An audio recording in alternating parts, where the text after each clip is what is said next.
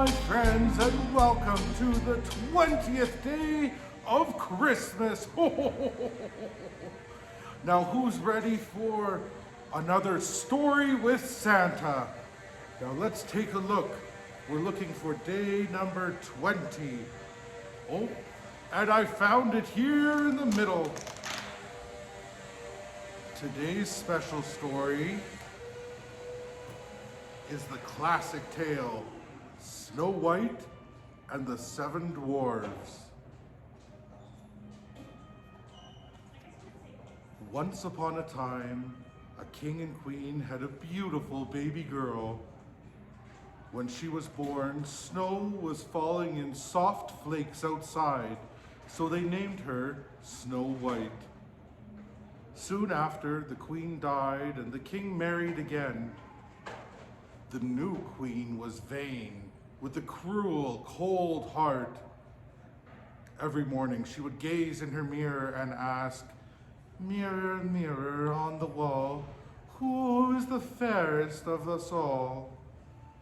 The mirror would always reply, "You are," until one full dreadful day when it said, "Snow White is." Snow White had become the sweetest, kindest girl in the kingdom, and the queen hated her. The queen's jealousy grew until she summoned the royal huntsman. "Take Snow White to the forest," she snapped, "and leave her to die." The huntsman was horrified, but what could he do? "Run," he begged Snow White. "Keep running until you find help." Heart thumping, legs pounding, Snow White ran. She ran through the night and into the dawn. At last, she came to the edge of a forest, and there stood a curious little house. Snow White crept up to it and knocked rat-a-tat-tat on the door. 7 dwarves came rushing out. "Hello," they chorused. "Welcome, come in, come in." Jiggling and jostling, they bustled her inside, and when they sat her down, Snow White told her tale. "That queen is wicked," they said, with a shake of their heads. "Stay with us. We'll look after you." The next morning, the queen strode up to her mirror. "Mirror, mirror on the wall, who is the fairest of us all?" "Snow White, of course," the mirror declared. "She's still alive!" screeched the queen. Almost bursting with rage, she donned a disguise and hobbled through the forest. With a rat-tat-tat, she knocked at the dwarf's door. "Pretty ribbons for a pretty girl," she croaked, trying a sash around Snow White's waist, tighter and tighter and tighter, until Snow White gasped and collapsed to the floor. And there she stayed until the dwarves found her. "Quick, undo the sash," they cried. "It must have been that evil queen." The next morning, the dwarves set off for work. "Be careful," they told Snow White, "and don't try on any more sashes." Snow White was busy sewing when she heard a young girl cry out, "Glittery combs for sale."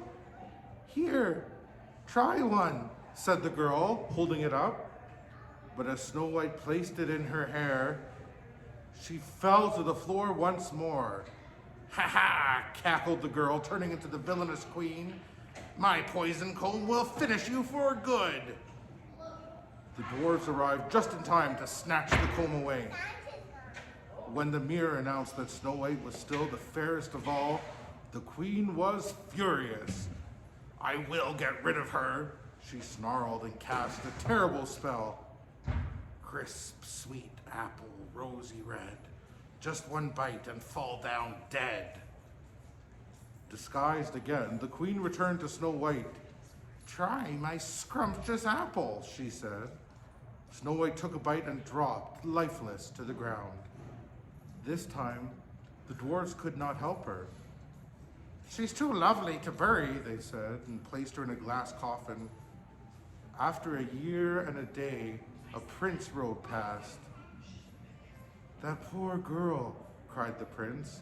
He swept her into his arms and The piece of apple flew from her mouth.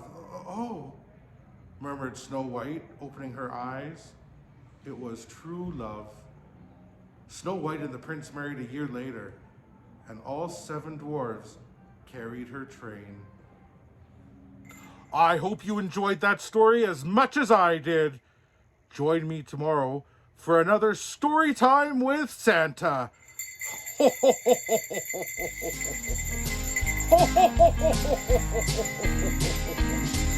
Merry Christmas!